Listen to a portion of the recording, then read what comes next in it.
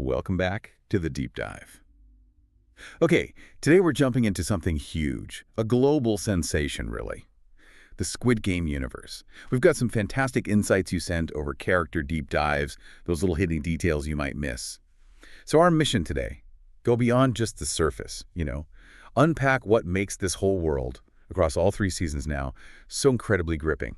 We'll be looking at the psychology, the surprise and political stuff, even some cool cameos, pulling out the key takeaways from the material you shared. Yeah, and what's really striking about Squid Game as it's grown, it's not just bigger, it's how it keeps holding that mirror up to, well, us, to the world. It digs into these really uncomfortable themes about inequality, power, morality, what happens to people when they're pushed right to the edge. So this move into a full universe, it's not just more episodes for the sake of it.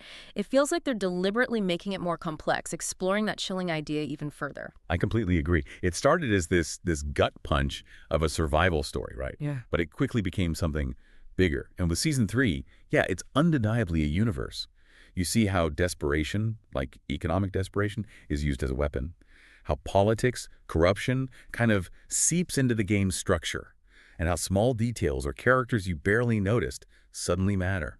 A lot. It really puts the human condition on a much bigger stage now. Exactly. The creators took that powerful core idea and have been meticulously building this intricate world around it. It's not just about, more gore or shocking deaths. It's about digging into where a system like this comes from and seeing the fallout, the ripples it causes everywhere. That commitment to world building rather than just relying on shock value, that's what makes Squid Game feel like more than just a show. It's why it's worth this kind of deep dive.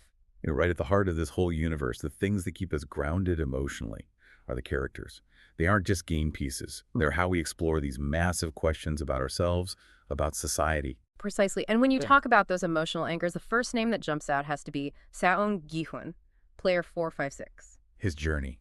It's kind of the backbone of the whole thing, isn't it? From that desperate gambler in season 1 through all the twists and now into season 3 where things get morally really murky for him, his transformation is just fascinating. You watch him go from just trying to stay alive to being driven by this need for justice, maybe even revenge. It's hard not to be pulled into his struggle. And his appeal is right there in that struggle. Season 3 really shows him wrestling with a kind of detachment from normal rules, normal morality, trying to get inside the game. It forces him into these really gray areas, blurs the lines. Gi-hun's path isn't just about getting out anymore. It reflects how desperation can either, break your moral compass or sharpen it in a dark way. His shift towards infiltration, revenge, it says a lot about trauma, about trying to find justice in a system built to deny it. Yeah. He's still our main link to any kind of outside morality, constantly making us question things. Right. And while he's dealing with the game from the inside, what about trying to expose it from the outside? Which brings us to Hwang Jun-ho, the detective. His persistence is just... Wow. After that season 1 ending, him falling off the cliff, I think we all wondered, could he really be back? Oh, yeah. His return in season 3 was huge. More than just, giving the fans what they wanted. It was vital for the story. It connects the seasons, deepens the mystery about how far this game actually reaches.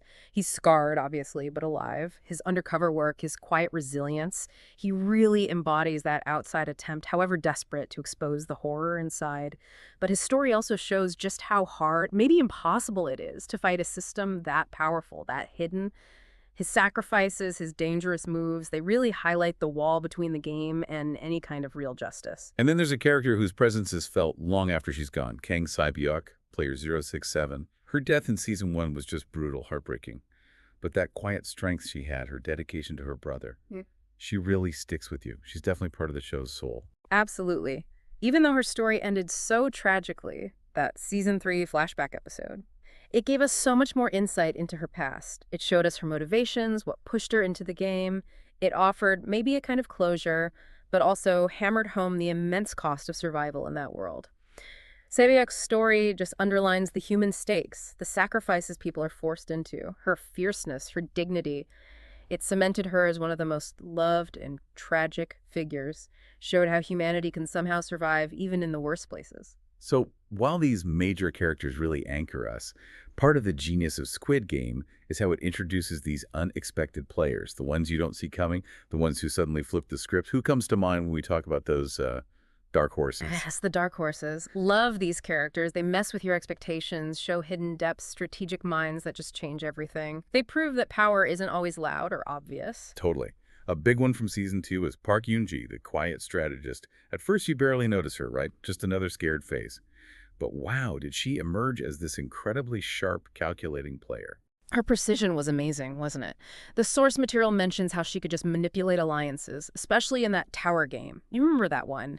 The vertical maze where you had to team up to climb. Eunji just exploited that perfectly. So efficient, so chilling. She wasn't flashy, didn't seek the spotlight. Just silent dominance, observing, influencing from the edges. A real rising star in the Squid Game world. It just shows how in these brutal situations, a sharp mind can be the biggest weapon. Quiet intelligence can be way more dangerous than just brute force. And then there's someone who went from, like, almost invisible to absolutely crucial. The VIP translator started off just sort of there in the background in Season 2. More of a voice than a person, really. And their journey to becoming a key player is one of the biggest surprises. Season 3 drops this bombshell reveal about their true identity, linking them directly to this major political conspiracy that starts to unravel the game's foundations. It's not random. That calm, almost detached way they had. It was masking this deep, personal agenda the whole time. Finding out who they really are forces you to rethink everything they did before. Suggests a long game. It shows how tied the outside world is to the game, this whole hidden network of power that goes way beyond just the island. That's why. So the person you thought was just facilitating turns out to be a key piece in this huge, maybe even global conspiracy. Makes you second-guess everyone. Who's really pulling the strings? And that brings up a really key question, doesn't it? In this high-stakes world, who are the real puppet masters? Who are just the puppets? Sometimes, yeah, it's the ones you least expect who hold all the cards. This twist really makes you look past the obvious, search for those hidden connections. Speaking of hidden things, this show is just loaded with Easter eggs and details. Rewatching it is like a whole different experience. Oh, absolutely. It's like the creators want you to dig deeper. Planting these little clues and connections, it really rewards the careful viewer.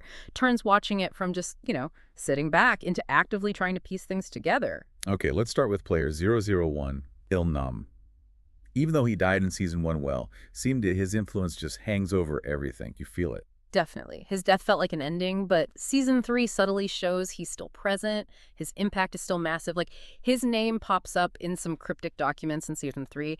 It hints he might have planted more than just the idea for the game, maybe the seeds for how it keeps going, its whole philosophy.